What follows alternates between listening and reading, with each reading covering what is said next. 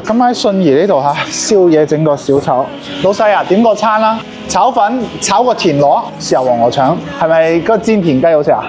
好，煎個田雞，再整個火爆大腸頭。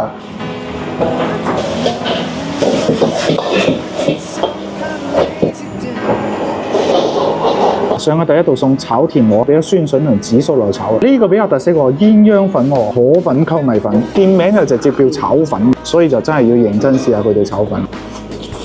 係好食，佢俾雞蛋炒嘅啫。整隻田螺先，呢個田螺炒得夠香，主要炒嗰個紫蘇味香。試下信義呢邊豉油黃鵝腸，碟睇落去都好似好好味咁喎，呢住鵝腸正啊！俾洋葱同埋青椒，將鵝腸夠大條。炒嘅大腸頭啊，夠晒厚身啊，應該係炸過先嘅。我發覺信義呢邊嘅烹炒豬腸或者呢啲炒嘅大腸頭都做得好好食啊！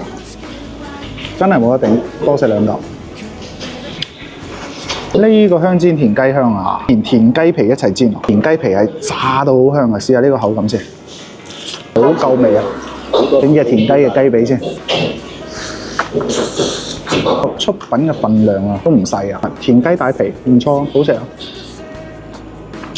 最尾呢個串燒蝦，成隻蝦連蝦頭都食得晒㗎。串燒蝦上面調嘅味好香啊，又唔會話好鹹嗰隻，啲蝦肉仲係好爽啊！今晚嘅呢個小炒感覺真係夠晒鑊氣啊！6個小炒蝦，最尾消費176蚊。知道信義邊間小炒大排檔好食嘅咧，記得評論區同我講。再見，來不及握手。